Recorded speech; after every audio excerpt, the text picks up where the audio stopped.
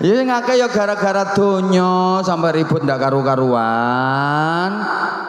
Gara-gara beli kursi salah warna, beda pendapat. Suaminya suka warna hijau, istrinya suka warna pink. Tukaran. Gara-gara korden tukaran. Tapi lek gara-gara wiridan, dzikir, baca Quran, poso Senin Kemis nggak ada tukaran. Halo? Paham apa ora to ini?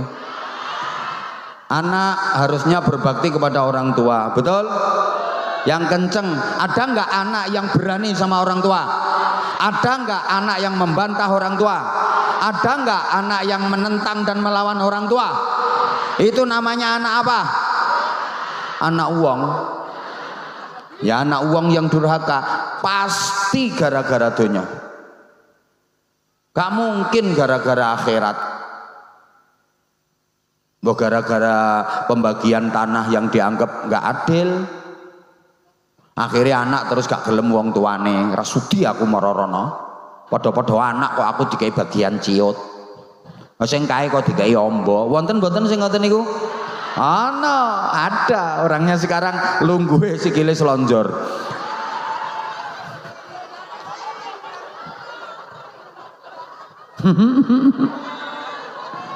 Gara-gara dono mesti ribut. Karenanya para jamaah yang saya hormati rahimakumullah, tinggal 5 menit. Sampean sudah sholat asar apa belum? Lah iya kan belum. Nanti kalau waktu sholat asar habis semua nggak sholat asar, oh saya yang dituntut nanti. Ceramah ngoceh, nggak ngerti waktu, nggak ngerti wayah. Jamaah itu belum sholat asar. Ngono lho. Siapa ngomong salah telat? Aku tadi kan udah minta maaf sayang.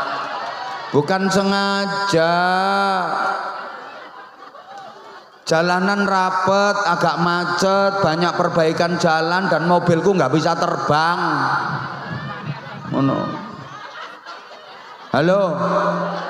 Loh itu loh salah satu contoh, wahai para netizen yang budiman. Itu kadang-kadang kalau ada penceramah mobilnya bagus itu diilok-ilok nih. Yang dibicarakan jangan suka dunia. Jamaahnya disuruh hidup sederhana, tapi kiainya bermewah-mewah. Lawang saya misalnya ceramah dari sini terus nanti malam ke Takeran terus sambung ke Ponorogo, misalnya mobil saya mogok 5 kali, apa nggak malah nyusahkan banyak umat?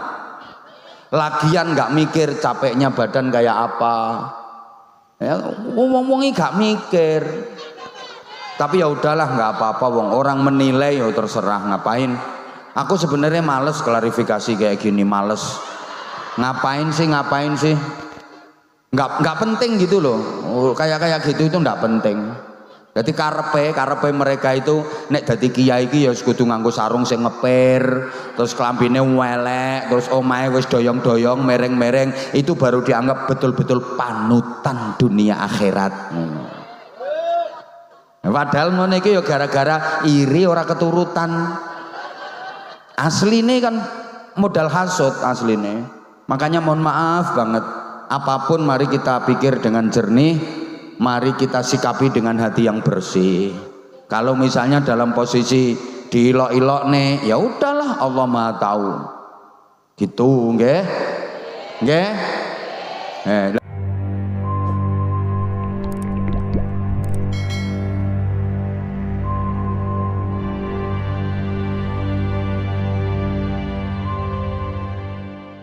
Masya Allah, loh, makhluk-makhluk seperti beliau-beliau itu malah nggak punya dosa, Lah kita dosanya ndak karu-karuan kok. Jangan kaget nanti kalau mungkin sampean jadi ke surga loh ya. Begitu zaman masuk ternyata beliau-beliau ini udah ada di dalam. Loh, dadi krikile swarga. Halo? Allahumma sholli ala Muhammad. Allahumma sholli ala Muhammad. Oke, sekarang nikmat yang berupa dunya itu kalau dimasukkan ke dalam hati akibatnya fatal. Hubbud dunya ra'su kulli khati'atin. Ibu yang belakang tolong lihat saya, Ibu. Saya meskipun disediakan kursi, saya pilih berdiri. Ini demi sayangku padamu. Lah karena kalau saya duduk di kursi sini, saya kasihan yang belakang. Ibu yang belakang itu sampai nyengongok gini loh. Lah nggak ketok memang. Ya karena di depannya ada geger-geger yang duduk di kursi. Itu loh. Nah itulah bedanya orang kaya dengan orang miskin. Jadi yang miskin ya mohon maaf kalau tempatnya ndoprok-ndoprok kayak gitu, lungguh grogalan sampai bokongnya dekok. Ya harus sadar diri lah. Makanya saya menghargai, saya berdiri, tolong perhatikan. Dunia kalau dimasukkan ke dalam hati, Ibu, akibatnya kalau memiliki banyak kekayaan dunia merasa tinggi hati, melihat orang lain yang lebih kaya sakit, lihat sesuatu yang mewah-mewah iri. Ya Allah, pengen mendapatkan kekayaan tapi nggak kesampaian, patah, embora semangat toh. Ya salahnya sendiri karena dunia dimasukkan ke dalam, jadinya resah, gelisah, susah, nggak mungkin bahagia. Sampeyan pernah susah napa mboten? Pernah gelisah napa mboten? Jujur pernah bingung napa mboten? Pernah gegeran napa mboten? Yakin itu gara-gara dunia. Yang bikin orang susah, gelisah, resah, sampai ribut itu gara-gara dunia. Suami istri harusnya saling setia, mencinta, memadu kasih untuk mencapai bahagia dunia akhirat, betul? Yang kenceng betul? Ada nggak suami istri yang cekcok? Ada nggak suami istri yang tukaran? Pasti gara-gara dunia. Sampai sekarang saya belum pernah mendengar ada suami istri ribut cekcok gara-gara sholat tahajud.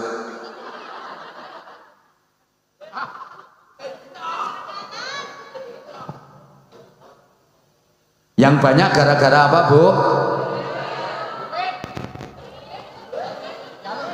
Istri ngerasa uang belanja kurang, suami ngerasa duit udah dikasihkan istri semua, terus ribut. Wonten apa mboten? Ono ki wonge teko, aku ngerti kok. Wonge nek lungguh metungkruk. Heeh, ngerti ya. Jilbabe ireng.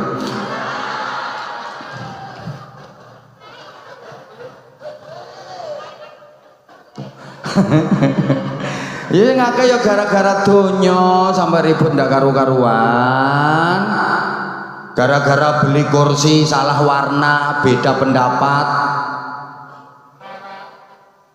Suaminya suka warna hijau, istrinya suka warna pink.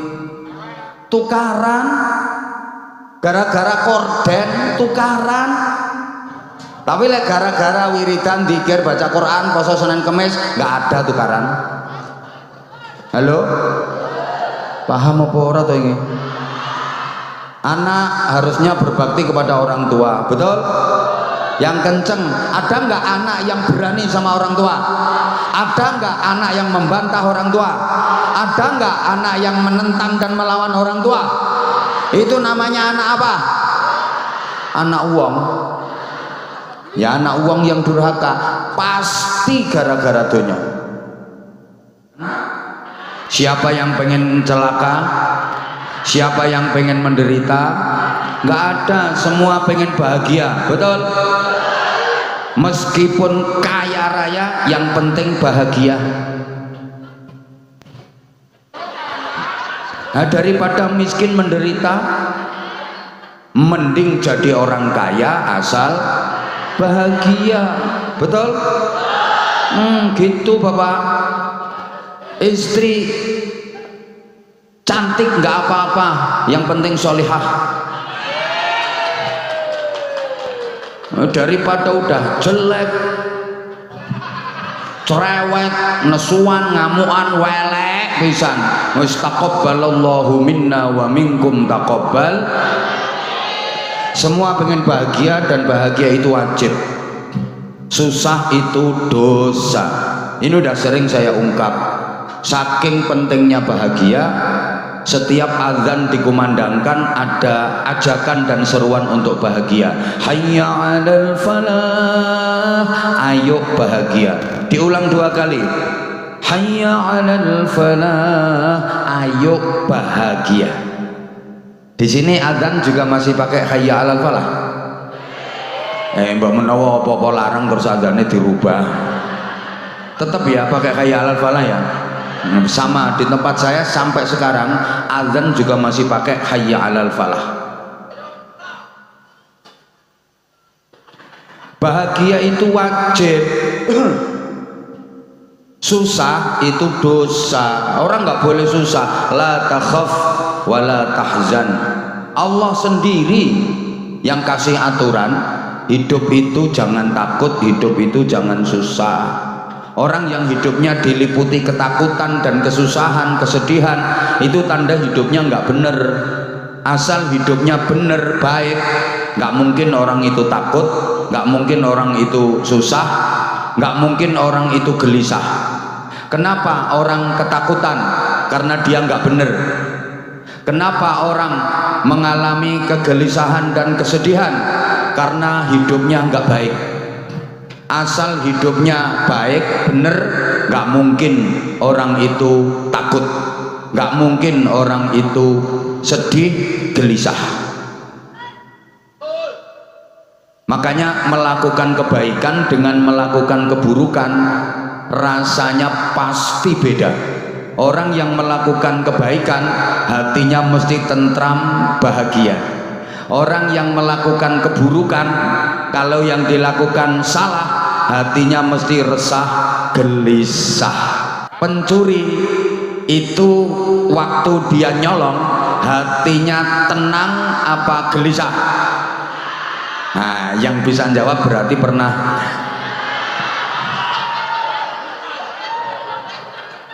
Nggak ada pencuri dia waktu beraksi kok tenang, tentram, bahagia, ndak ada. Mesti tingak-tinguk, cemas, gelisah, takut ketangkep. Karena yang dilakukan salah. Orang ngerumpi, menggunjing, bahasa Inggrisnya the rasan-rasan, ndak mungkin tenang, makanya klesik-klesik, makanya bisik-bisik. Apa iya toh wong arep gatan. Nggak ada orang rasan-rasan kok pakai sound horeg. Halo? Tapi kalau orang melakukan kebaikan mesti hatinya tenang, tentram, seneng, bahagia. Ini yang hadir di sini di majelis ilmu, sholawatan, zikir. Yang hadir di sini kira-kira hatinya susah apa seneng? Gelisah apa tentrem? Tentrem, jan ora ketara nek kreditanmu urung lunas. Karena yang dilakukan baik. Coba Bapak Ibu sekali waktu kalau jenengan sholat malam, maaf saya kasih sekali waktu karena potonganmu nggak mungkin rutin sholat malamnya. Orang kalau rutin qiyamul lail sholat malam tahajud itu wajahnya cerah, wajahnya mencorong, wajahmu mencureng. Sekali waktu kalau qiyamul lail sholat tahajud itu perasaannya gelisah apa tenang, susah apa tentrem? Ya karena yang dilakukan baik. Istafti qalbak, tanyakan pada hatimu.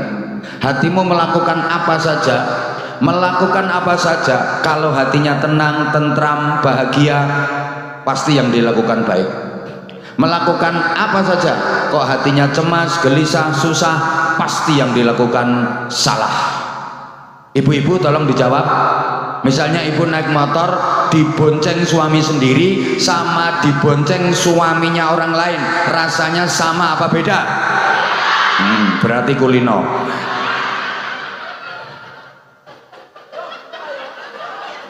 Nah kalau yang bonceng suami sendiri ya tenang, ngerakut bangkeannya, perlu cekelan tutup tangki. Coba kalau yang bonceng suaminya orang, depipis wajahnya ditutupi jilbab, srit. Mau dia renek tanggaku. Nah yang ketawai kayaknya pernah. Pernah lihat orang yang kayak gitu. Allahumma sholli ala Muhammad. Nah, kalau sampeyan pengen bahagia harus ikhtiar, harus usaha. Kenapa harus usaha? Apa Allah nggak bisa bikin orang bahagia tanpa usaha? Bisa. Allah Maha Kuasa kok. Bisa saja Allah bikin orang bahagia tanpa orang itu harus usaha. Tapi kita tetap diperintah usaha agar nikmat dan bahagia yang kita dapat lebih sempurna. Allahumma sholli ala Muhammad.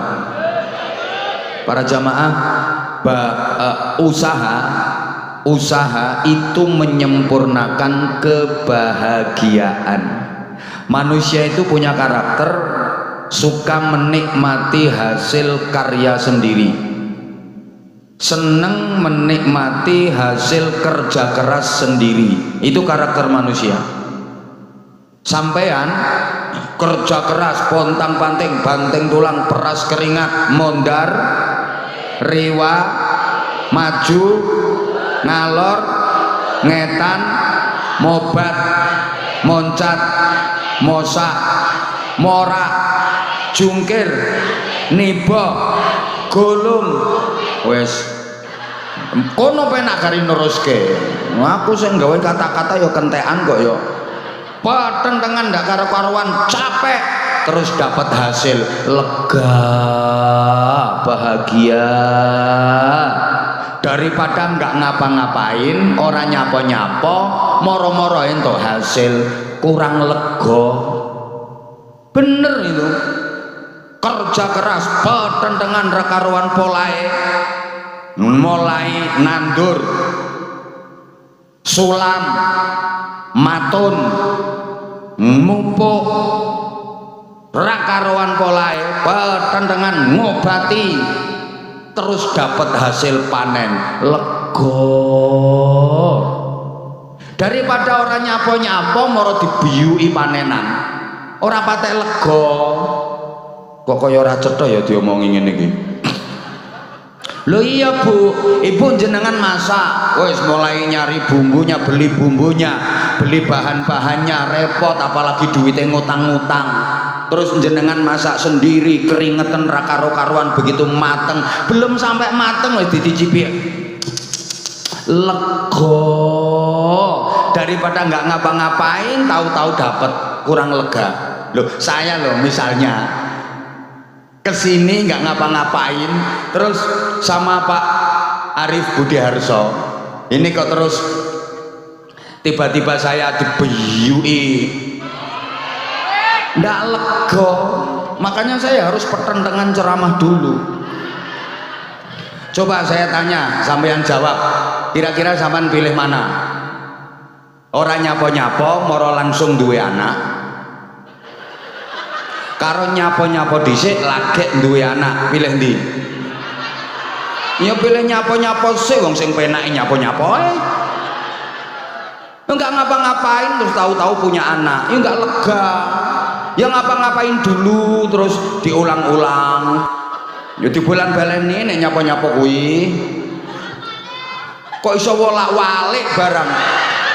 Wis peten dengan ra karo-karoan baru punya anak, iku lega.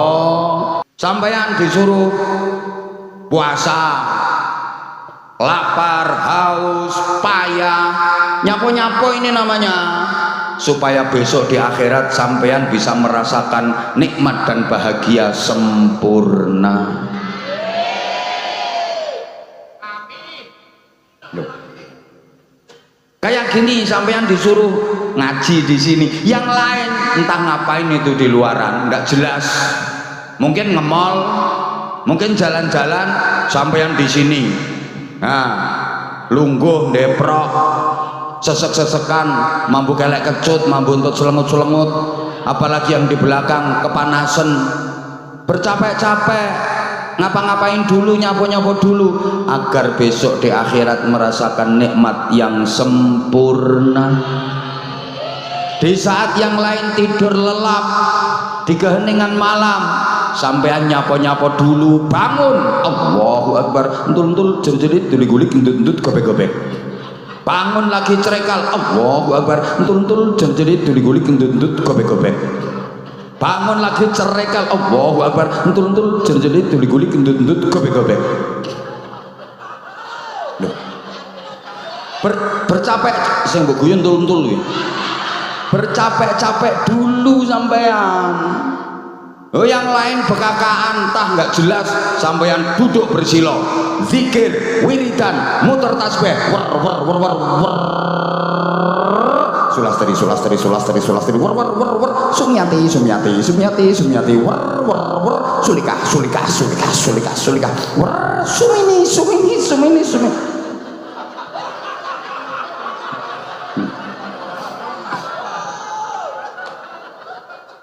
Agar kelak di akhirat sampean bisa merasakan nikmat dan bahagia yang sempurna. Allahumma sholli ala Muhammad. Para jamaah, saya dikasih waktu sama panitia 20 menit, harus saya manfaatkan dengan sebaik-baiknya. Udah, yang ngerasa nggak ikut nyumbang nggak usah cerewet. Bahagia itu nikmat. Apa Bapak Ibu? Maaf ya, saya ngomongnya pakai bahasa Indonesia karena ini juga pesanan dari panitia. Apa nanti ceramahnya pakai bahasa Indonesia. Itu disampaikan ke supir saya, terus supir saya bilang ke saya, apa pesan dari tuan rumah dan panitia, nanti apa ceramahnya pakai bahasa Indonesia. Terus supirku tak bilang nih, oh ya saya udah tahu orang apa ini namanya, orang Geplak, kecamatan Karas. Ini orangnya udah modern. Supirku tak omongin ngono. Ya wajar kalau minta bahasa Indonesia karena Geplak, Karas itu emang udah modern. Anak-anak kecil aja kalau berhitung pakai bahasa Inggris. 1 2 3 4 5 6 7. Di Geplak sekarang udah nggak ada. Manggil orang tua bapak ibu itu nggak ada. Ayah bunda itu minimal, malah yang banyak papa mama. Jadi gitu. Dah, kamu berangkat sekolah, mama mau bedetin niwak, papamu dari tadi di kandang nimpalin teletong, katanya mau daud nanti. Tuh di Geplak seperti itu. Makanya dipesen saya pakai bahasa Indonesia. Mohon maaf ya bapak ibu yang sepuh-sepuh, saya harus nurutin yang ngundang. Karena ini pesenannya ceramahnya pakai bahasa Indonesia, ya saya pakai bahasa Indonesia sebisa saya, karena jujur saya kurang kulina. Ya kurang kulina. Saya itu pernah diketawain sama orang gara-gara pagi-pagi ditanya, ini orang pendatang dia pakai bahasa Indonesia, apa mau kemana? Karepku ya, aku harap jawab, aku harap merono. Lekun jawab, oh saya mau merana. Aduh. Bahagia itu nikmat, dan nikmat itu sesuatu yang selalu kita pinta kepada Allah setiap hari, berkali-kali, minimal 17 rakaat ketika sholat. Itu pasti kita minta diberi nikmat oleh Allah. Di mana itu tempatnya? Dalam suratul Fatihah. Bukankah setiap rakaat sholat ada bacaan suratul Fatihahnya? Betul? Dan di suratul Fatihah itu ada doa mohon kenikmatan kepada Allah. Ihdinas siratal mustaqim, ya Allah tunjukkan kepada kami siratal mustaqim. Apa itu? Siratal ladzina an'amta alaihim, jalannya orang-orang yang engkau berikan kenikmatan kepada mereka. Berarti kita minta diberi nikmat. Allahumma sholli ala Muhammad. Para jamaah, saya sudah sering sampaikan, nikmat itu nggak harus enak. Nikmat dengan enak itu beda, karena nikmat itu subjektif, enak itu objektif. Kalau nek ngomong subjektif, objektif, jenengan ngertos napa boten? Boten napa-napa. Pancene wong Geplak iki rupane ayu-ayu tapi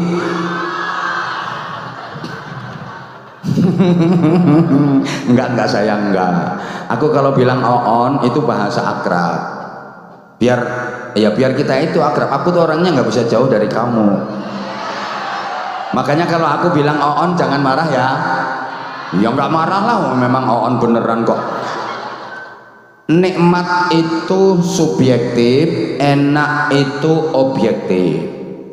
Makanya nikmat itu nggak harus enak. Kadang-kadang nikmat itu sakit, kadang-kadang nikmat itu payah, capek, menderita, tapi rasanya nikmat. Ibu, coba sampean bayangkan makan di restoran mewah dengan menu lengkap karo makan di tengah sawah, nikmat mana?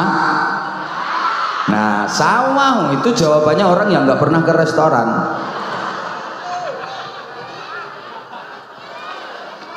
Oke, jenengan bener jawabannya.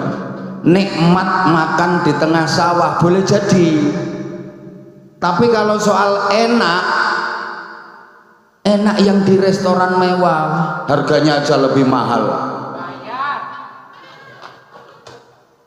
Bicara enak yang di restoran mewah, tapi bicara nikmat bisa jadi lebih nikmat yang di tengah sawah. Makan di tengah sawah setelah kerja capek, tubuh penuh lumpur, bahasa Inggrisnya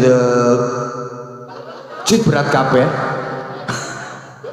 and then jelepot. Masya Allah, dikirim sama istrinya makan sambil duduk di galengan sawah. Ndak ono lauke, cuma sambel tok, cidoke linet kok ngisor campur uget-uget. Nikmat karena pikiran tenang, nggak beban, ndak mikir utang. Nikmat. Nah, yang di restoran mewah kalau kepikiran utang nggak mungkin nikmat. Baru dapat 2 sendok keselak gara-gara dengar orang batuk dari belakang. Suaranya persis orang yang dihutangi. Keselak gitu loh. Halo, ya Allah. Bapak Ibu, yang tidur di spring bed sama yang tidurnya di pring kriet, enaknya enak di spring bed, mentul-mentul, mendut-mendut, apalagi ber-AC. Tapi soal nikmat bisa jadi lebih nikmat yang tidur di pring kriet. Arep mapan turu kayak kriet, geger kecepet galar, kecantol paku. Tapi begitu nyenyak tidurnya bleksek, nikmat dia mimpinya berangkat umroh. Loh, ngipi diamini, mental melarat. Naik pesawat dilayani pramugari, masya, nyampe Madinah, sholat jamaah di Masjid Nabawi, ziarah ke Rasulullah, masuk raudhah, sholat, iktikaf, zikir dan berdoa di situ dengan khusyuk. Nikmat. Jalan-jalan ke kebun kurma, di sana makan bakso, minumnya es teh, begitu ngelilir ternyata iler, tapi rasanya nikmat. Lah yang tidurnya di spring bed bisa mentul-mentul, mendut-mendut, begitu nyenyak tidurnya bleksek, mimpinya dikejar-kejar mak lampir, mimpi kecelakaan, ngipi diberki gendruwo, loro kabeh. Makanya maaf, yang tidurnya di hotel bisa jadi tengel-tengel, yang tidurnya di gerdu bisa jadi guyang-guyu, yang rumahnya gedong bisa jadi atine kobong, sing omahe sesek iso jadi lekek-lekek, sing bojone ayu sirahe ngelu, sing bojone welek iso termehek-mehek kok. Betul. Sing numpak Mercy kadang berbes mili, sing numpak becak iso lincak-lincak.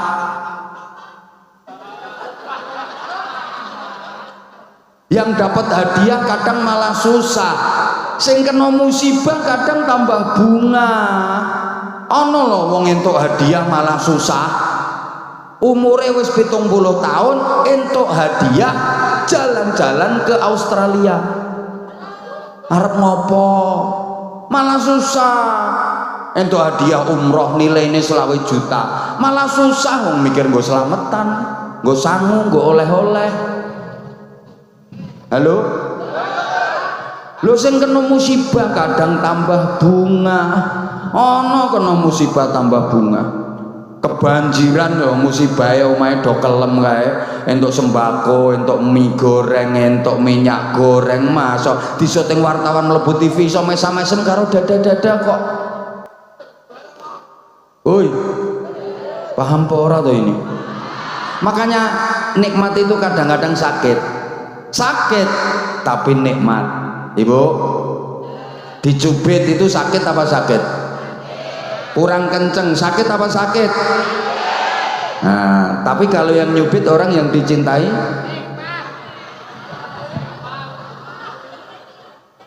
ya sakit, tapi rasanya karena yang nyubit orang yang dicintai. Misalnya sampean tak cubit sama aku,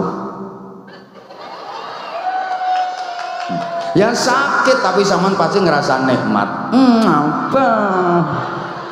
Siwel ya ora ditambani malah dibeset ya mbake nggo kenang-kenangan, difoto klek gawe status dicubit Abah Anza. Sakit tapi rasanya paham? Bu, jawab sayang. Hamil capek apa capek? Capek, payah, sakit. Baru hamil muda aja udah nggak keluar apa-apanya, apalagi semakin besar kandungannya itu capek, payah. Tapi kalau yang dikandung anak dari suami yang dicintai, nikmat. Tengah malam ya bayinya nendang-nendang perut, diel-diel, suami tidur dibangunin kok, ya bangun ya, kilo proyek garapannya sampean ya, pola ya, nikmat. Coba kalau yang dikandung itu anak hasil pemilu, perkawinan hamil dahulu, atau hasil arisan. Halo? Paham apa enggak ya ini ya? Gitu loh. Bu, saya maaf ya, saya terlambat. Ibu datang ke sini tadi jam berapa? Ada yang jam 1 udah datang? Masya Allah, makasih Ibu. Saya minta maaf banget. Dan sekarang udah jam 4, berarti udah 3 jam. Capek apa enggak Bu? Saya itu kesel mboten?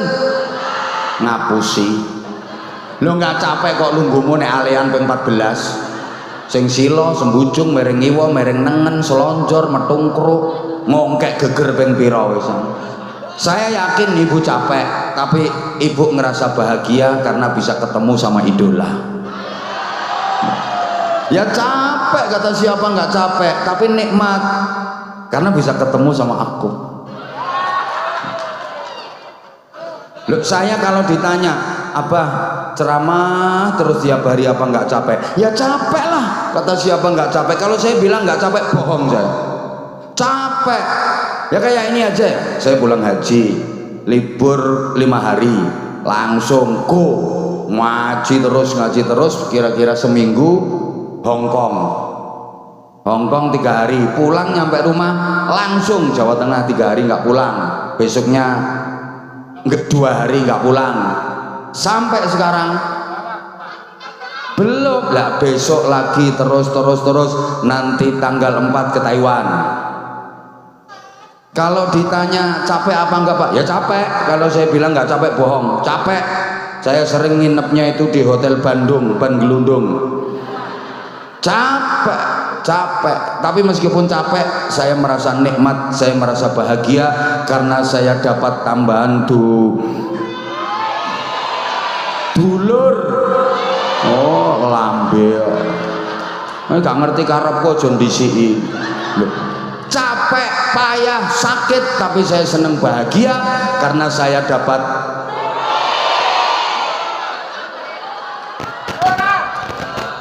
iya capek, tapi saya seneng mergo oleh tambahan barok. Astagfirullahaladzim.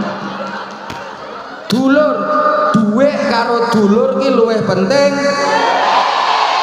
Astagfirullahaladzim. Dulur karo duit milih. Para edan-edan sekalian, duit karo konco pilih.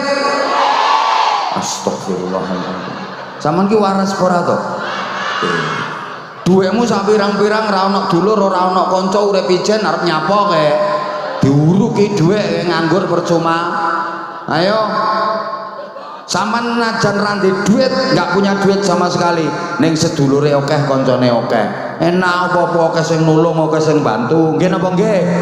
Mulane duit karo kanca luwih penting. Astagfirullahaladzim. Kemo kaya wis ngomong nggih. Duitmu lho sak pirang-pirang. Ning uripmu ijen ora ana sedulur, ora ana kanca, urip dhewean. Arep nyapo?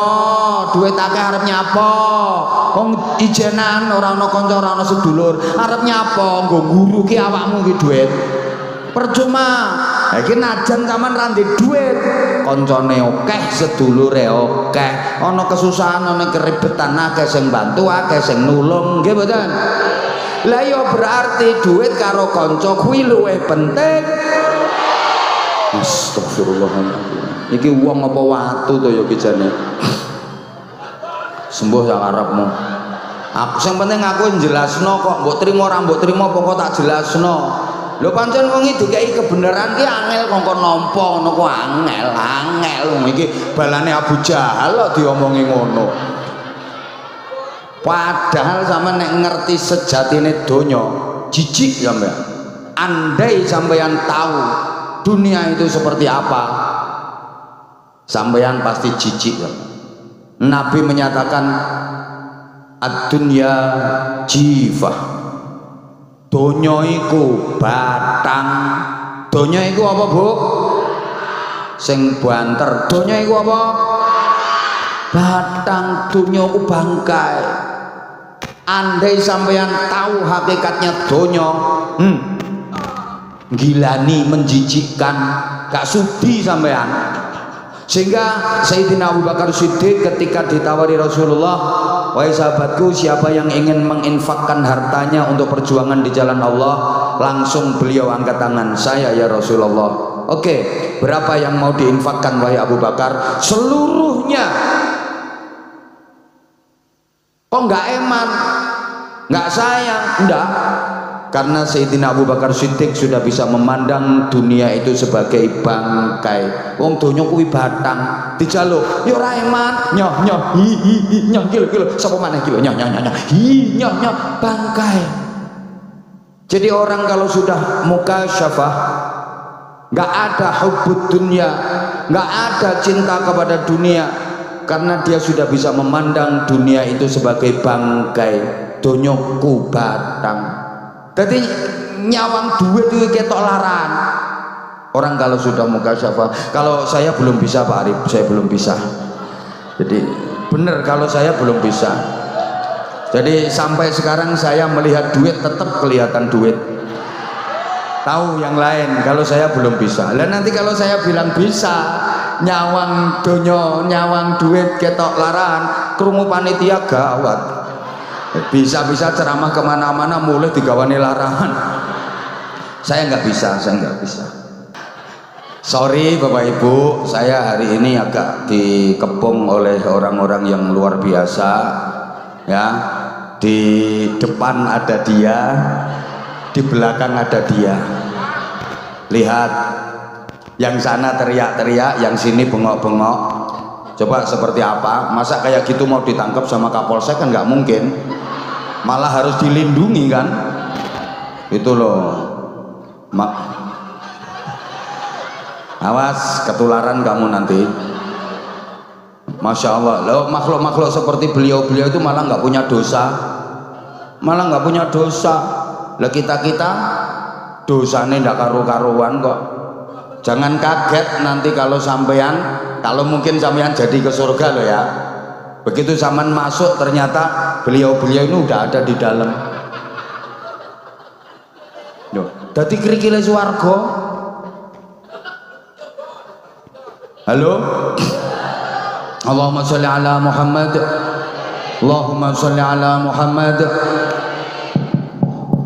Oke, sekarang nikmat yang berupa dunya itu kalau dimasukkan ke dalam hati akibatnya fatal. Hubbud dunya ra'su kulli khati'atin. Ibu yang belakang tolong lihat saya, Ibu. Saya meskipun disediakan kursi, saya pilih berdiri. Ini demi sayangku padamu. Lah karena kalau saya duduk di kursi sini, saya kasihan yang belakang. Ibu yang belakang itu sampai nyengongok gini loh.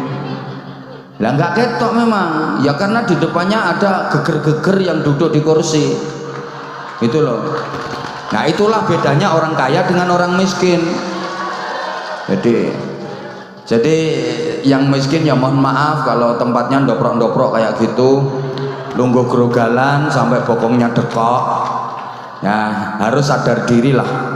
Makanya saya menghargai, saya berdiri, tolong perhatikan. Dunia kalau dimasukkan ke dalam hati, Ibu, akibatnya kalau memiliki banyak kekayaan dunia merasa tinggi hati, melihat orang lain yang lebih kaya sakit, lihat sesuatu yang mewah-mewah iri.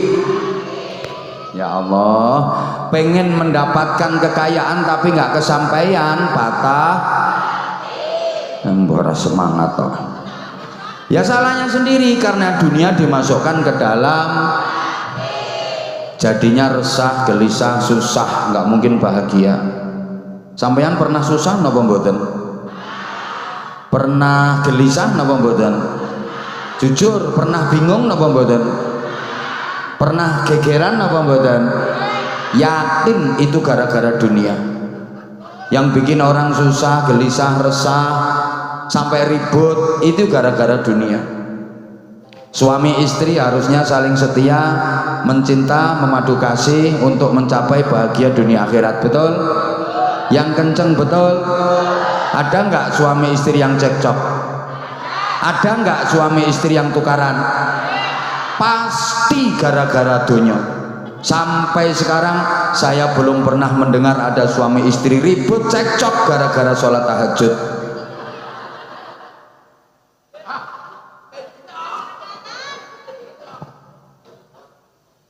Yang banyak gara-gara apa, Bu?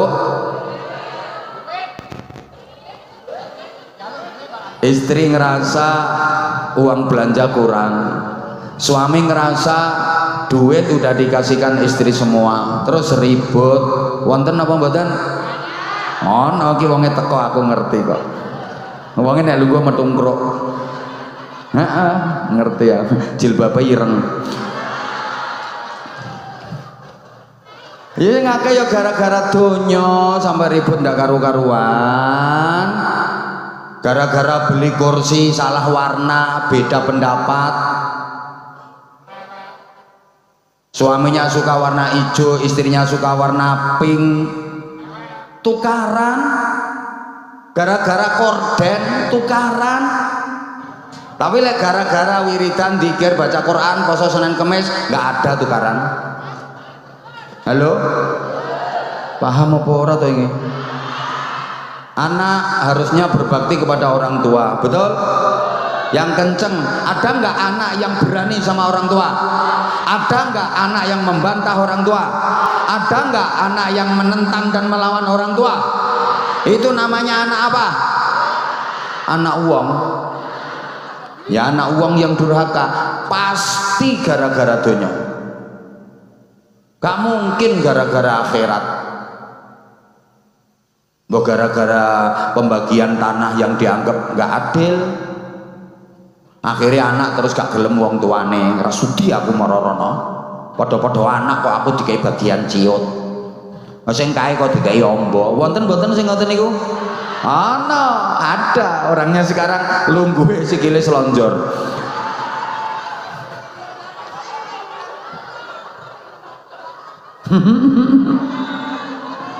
Gara-gara dono. mesti ribut. Karenanya para jamaah yang saya hormati rahimakumullah, tinggal 5 menit. Sampean sudah sholat asar apa belum? Lah iya kan belum. Nanti kalau waktu sholat asar habis semua nggak sholat asar, oh saya yang dituntut nanti. Ceramah ngoceh, nggak ngerti waktu, nggak ngerti wayah. Jamaah itu belum sholat asar. Ngono loh. Siapa ngomong salah telat. Aku tadi kan udah minta maaf sayang, bukan sengaja. Jalanan rapet, agak macet, banyak perbaikan jalan dan mobilku nggak bisa terbang. Ngono. Halo. Loh itu loh salah satu contoh, wahai para netizen yang budiman. Itu kadang-kadang kalau ada penceramah mobilnya bagus itu diilok-ilok nih. Yang dibicarakan jangan suka dunia, jamaahnya disuruh hidup sederhana, tapi kiainya bermewah-mewah.